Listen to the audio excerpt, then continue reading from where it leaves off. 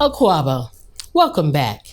If you are just joining us, this is the second installment of a two-part episode on Pan-African liberation activists. Part 1 focused on activists from the motherland. This episode will discuss individuals from the diaspora. For our African diaspora liberator discussion, we will explore the legacies of Marcus Garvey of Jamaica, Paulu Camaracafego of Bermuda, Walter Rodney of Guyana, and Queen Mother Audley Moore of the United States. Historian John Henry Clark famously said, "It's not where the slave owner dropped you off, it's where he picked you up," end quote. We are inherently connected to one another, no matter where in the world our ancestors happen to have been dropped off. Our deep understanding of this fundamental truth will eventually see us in good stead for healing our fractures as well as for communal future development in all human endeavors, especially as it relates to each of us taking actions that benefit us as a people. In other words, think globally, act locally. It is important to note that strident voices speaking, agitating, and advocating for human rights of formerly enslaved African people were legion. Mining that history and the lessons therein is a rich exercise in not only understanding the history, but teasing out the lessons that worked, what didn't work, and most importantly, what we must do today. The Honorable Marcus Garvey was certainly one of the strident voices, having observed the common struggle of people of African descent as he traveled through South and Central America, the Caribbean, the United States, Canada, and England. Determined to plant and water the seeds of unity for a people who had been battered and scattered, Garvey's goal was to organize Black people of the continent and the diaspora for the express purpose of self-determination. In pursuit of this laudable goal, all manner of isfet, chaos, and confusion accompanied him. Some troubles were of his own making, while others were the making of his enemies. While the saga of Garvey's life is filled with intrigue, drama, tragedy, and triumph, it is also a treasure trove of lessons for us to learn today. Born in Jamaica in 1887, Garvey's lineage included the Maroons, enslaved Africans who fiercely fought against European enslavers in Jamaica, and parents who deeply believed in education, the power of it, in particular, self-knowledge for self-empowerment. They made sure that young Garvey had various levels of education, from spiritual to secular to the trades, all serving him well as he executed his vision. Having traveled the lay of the land, Garvey's vision for the Black world was whole cloth. He weaved a Pan-Africanist, nationalistic cloth and was determined to gather the whole of that cloth and wrap it around people of African descent worldwide. The core principles of his Universal Negro Improvement Association, UNIA, encompass Kujichagulia, self-determination, in every aspect of human endeavor. Founded in 1917, UNIA was Garvey's umbrella organization for forwarding his expansive goals of economics and political organization to education and racial pride, with a heavy emphasis on race consciousness. And when I say expansive, I'm talking his extensive creations of economic engines designed to not only provide employment, but to also instill self-sufficiency and pride. Examples of his entrepreneurial genius include the Negro Factory Corporation, the Black Star Shipping Line Company, and the highly successful newspaper, The Negro World, which became the global voice of the movement. Culturally, Garvey's creation of the liberation flag was and is a powerful symbol of the right to be free and self-determining as a global people. The liberation flag, also called the Pan-African flag, is an enduring aspect of the legacy of Garveyism and is regularly flown by people of African descent globally at cultural events and protests alike. Versions of the flag have also made their way into independence flags of a number of African countries, including Kenya, Malawi, South Sudan, and Libya, as well as St. Kitts and Nevis. The color gold has also been used to signify the wealth of the continent, as in Ghana's flag that prominently features Garvey's black star in the center of its independence flag. Significantly, the flag colors red, black, and green also serve as the cultural motif for the Pan-African cultural holiday, Kwanzaa, created in 1966 by Dr. Malana Karanga.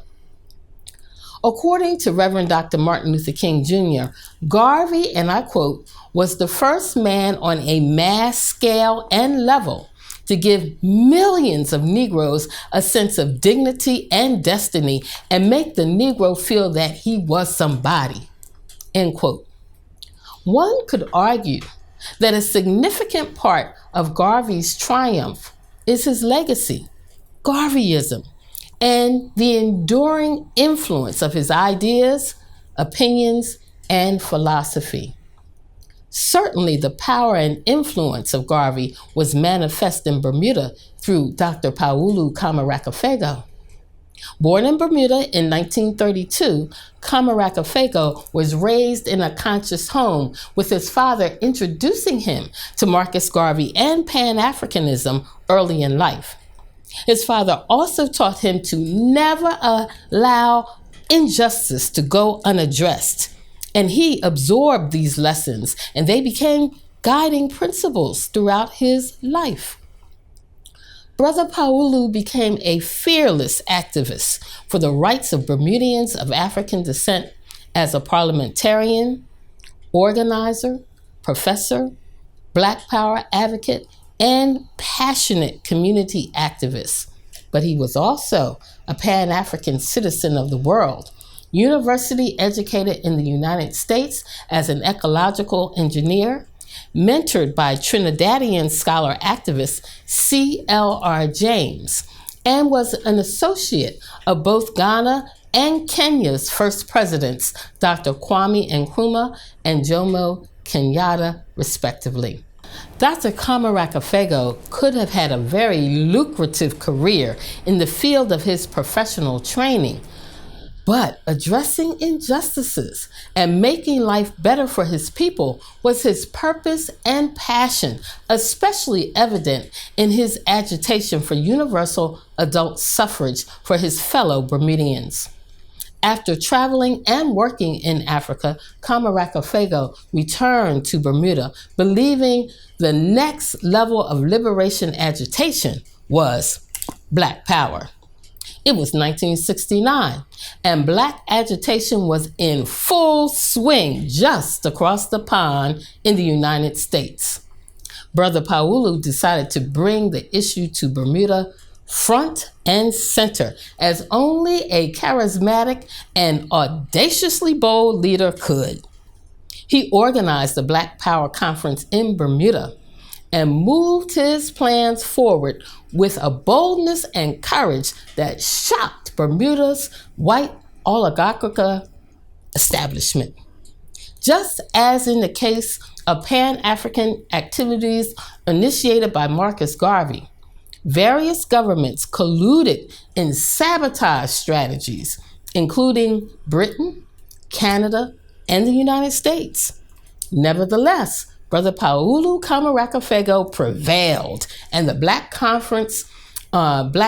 Conference in Bermuda was held with over 1,500 participants hailing from the Caribbean, the Americas, Africa, Europe, Asia, and of course, Bermuda.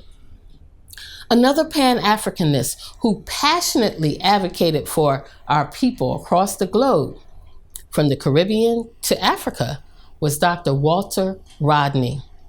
Rodney was a historian, political activist, and scholar born in 1942 in Guyana. The similarities between Drs. Camaracafego and Rodney are quite uncanny. Both were mentored by scholar, activist, and author C.L.R. James, and both traveled the Black world extensively. They also lived, worked, and taught in universities in countries in Africa, as well as the Caribbean. A powerful orator, Dr. Rodney was internationally known as an outspoken scholar activist.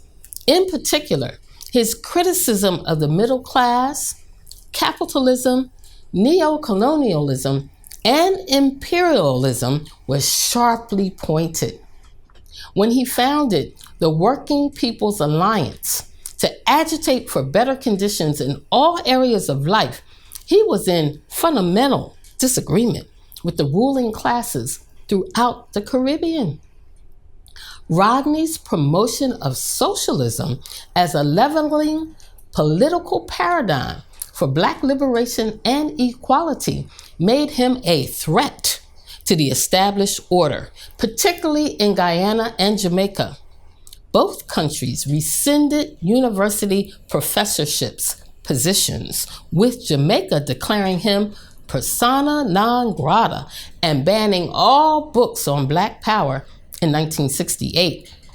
In response, protests by students and the people of West Kingston, Jamaica, escalated into violence that killed 6 and caused millions of dollars in property damage. Now called the Rodney Riots, it ignited and increased awareness and planted the seeds of consciousness across the Caribbean. Returning to Tanzania, Rodney continued his Pan-African activities, teaching at the University of Dar es Salaam, and conducted community education classes in scores of villages, being fluent in Kiswahili.